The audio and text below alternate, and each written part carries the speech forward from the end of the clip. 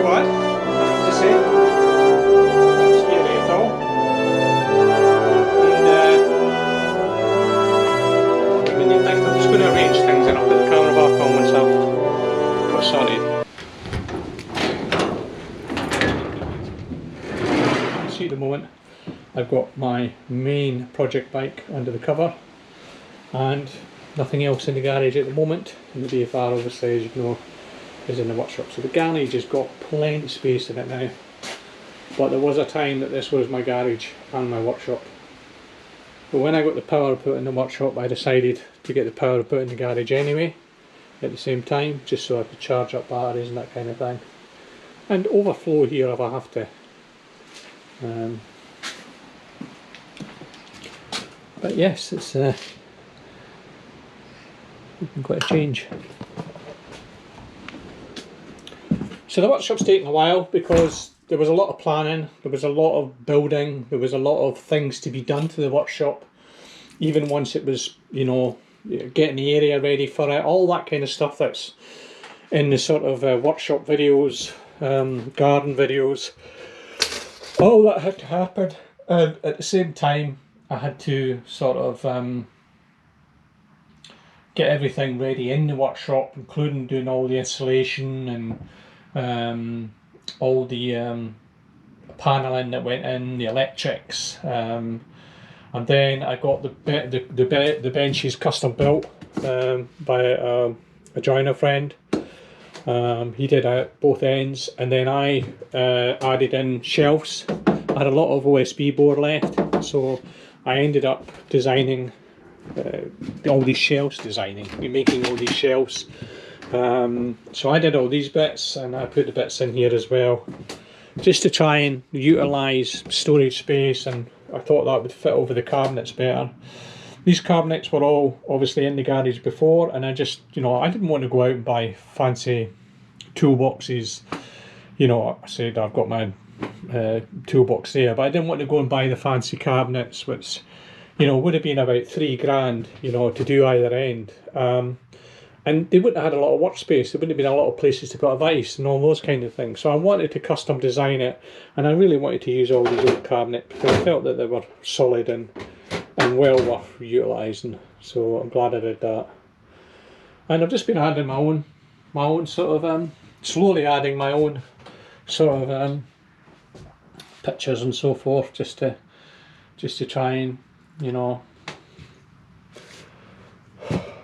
make it my own, you know. And that's it. That's at the moment. That's where we're at. Hopefully, when I get going, I'll try and do some videoing of any jobs I do, best I can. It's a bit of a scanner trying to film things, but I'll try and get some content. But that is us at the moment. That's the place we've gotten to, but I'm pleased with that. That is looking good. I'm pleased with the space. It's definitely height wise, I feel this is quite good, and I've got my little trolley there.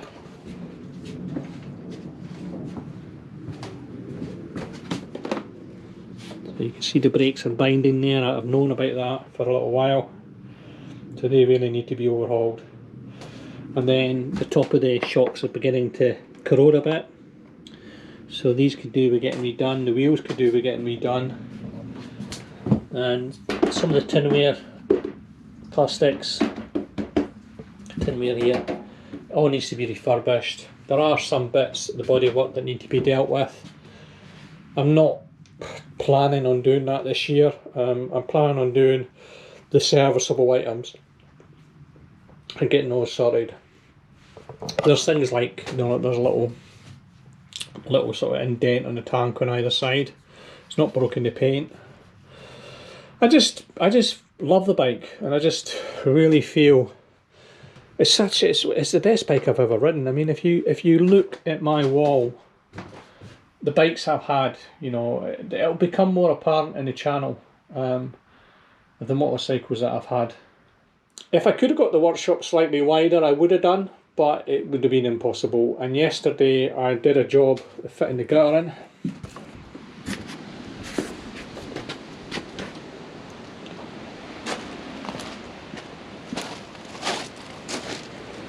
And it was like comedy gold trying to fit this gutter in, because you can see the space I've got in there, but just over 1.5 feet, or about just under 1.5 feet.